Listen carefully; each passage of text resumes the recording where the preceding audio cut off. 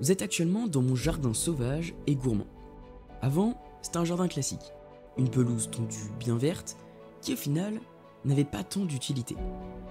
J'ai donc décidé de transformer cet endroit en le complexifiant grâce à la flore spontanée, le poulailler, une haie morte, des plantations d'arbustes comestibles et dernièrement, la mare. Cette vidéo s'appuie sur la dernière vidéo où je creuse une mare dite naturelle. Malheureusement, je me suis rendu compte que c'était plus compliqué que prévu et que l'argile ne retenait pas assez l'eau. C'est pourquoi j'ai fait le choix d'installer une bâche EPDM. Certes, cette bâche empêchera toute communication avec le sol et ne jouera pas un rôle éponge, c'est-à-dire la possibilité de rendre humide ses abords lors de sécheresse par exemple. Par contre, le rôle écologique de la mare concernant certaines espèces sera toujours présent. Amphibiens, insectes, pollinisateurs, oiseaux et petits mammifères pourront venir se rafraîchir, certains se reproduire, se laver, etc.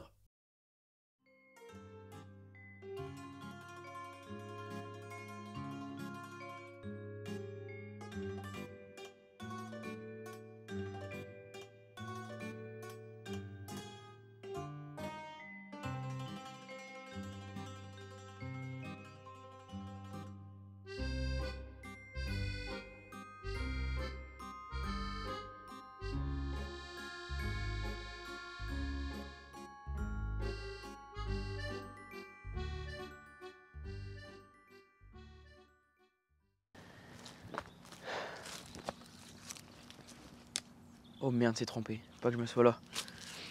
Je voulais faire une intro stylée. Mesdames et messieurs, il fait beau, il fait très beau aujourd'hui.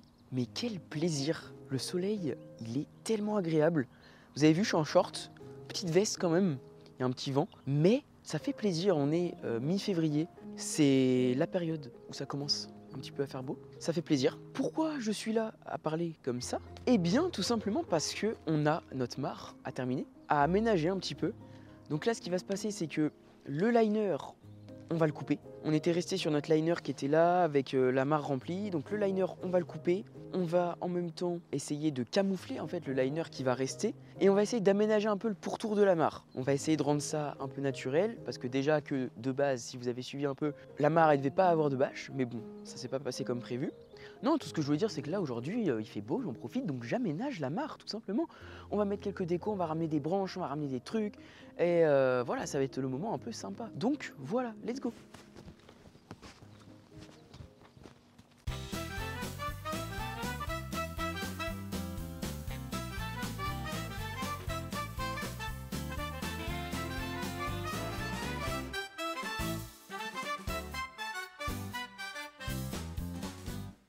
Bon, je suis hyper content, je parle pas très fort.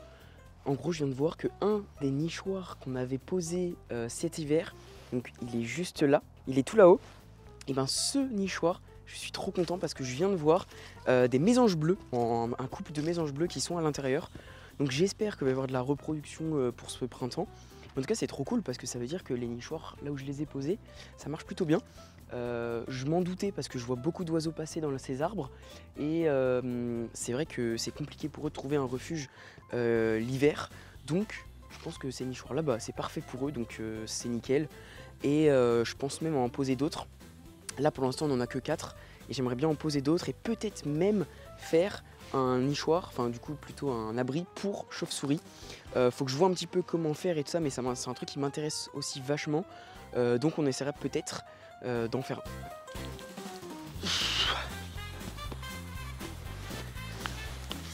Ça c'est lourd.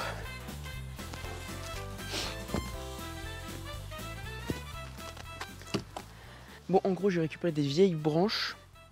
Alors ça c'est un truc, ça fait bien longtemps que c'est là. C'est dans un des gros chênes qui est dans mon jardin. Donc c'est pas mal, ça fait un bout de temps qu'il est là, ça doit faire au moins 2 ans je dirais, peut-être même plus. Et il a déjà été colonisé, on voit des trous par des insectes. Donc ça c'est nickel, le bois mort comme ça, pour ramener des écosystèmes, enfin pour raviver des écosystèmes, pour créer des micro-habitats, c'est super. Ça c'est un peu plus récent, c'était peut-être il y a 1 an, on a coupé un gros saule. Et je trouve ça, je trouve que l'écorce est super belle aussi. Et puis ça va habiller pas mal. Ça va permettre des cachettes, mais aussi surtout des branches pour s'il y a des animaux qui tombent dans la mare. Donc ça c'est plutôt pas mal. On va essayer de les mettre en place. Il faudrait que je trouve quelques cailloux aussi à mettre autour. Les cailloux sera peut-être plus pour des lézards, choses comme ça. Donc voilà, il faut que je réfléchisse comment je vais mettre ça.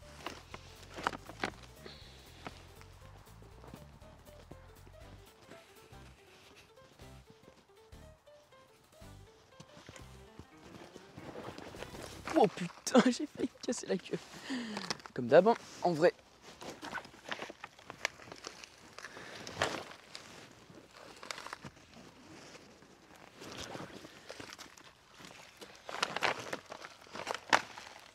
Je sais pas trop comment mettre ça, j'avoue.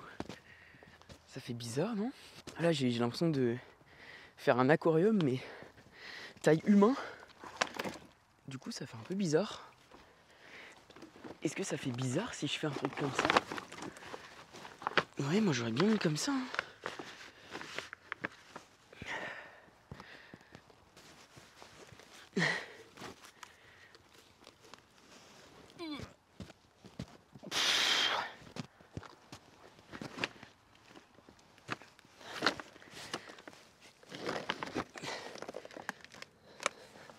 Je crois que je fais n'importe quoi juste. En fait, c'est hyper dur. Est-ce que ça rentre bien en fait?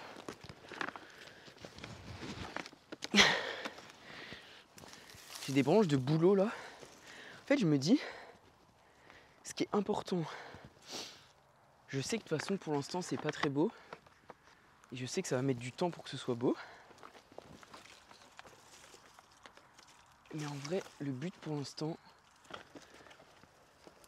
c'est surtout d'habiller ça pour ramener des insectes, des animaux.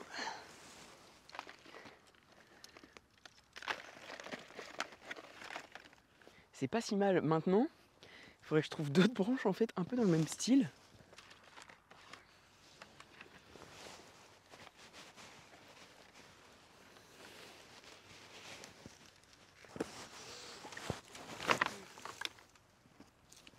Je vais essayer de prendre un autre angle de vue pour vous montrer un peu ce que je tente en même temps. Donc ce que j'étais en train de dire, c'est qu'en fait je sais pas trop comment aménager ça. C'est un peu compliqué. Et surtout que je pense que il faut du temps en fait, il faut que ça pousse autour. Parce que forcément quand on va avoir des plantes qui vont être hautes comme ça autour, ça va avoir une toute autre gueule, c'est sûr et certain.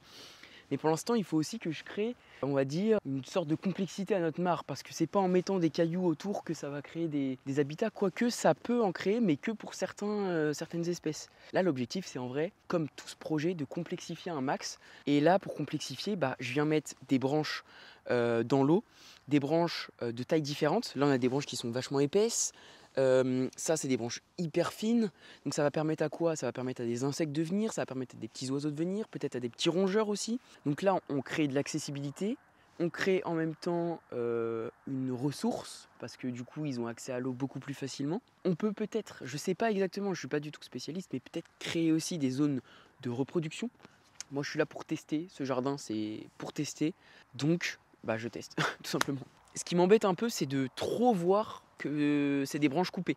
Ça me dérange un petit peu, ça fait très très artificiel. Donc l'objectif, ce serait plus de créer comme si en fait c'était plus une branche qui était tombée.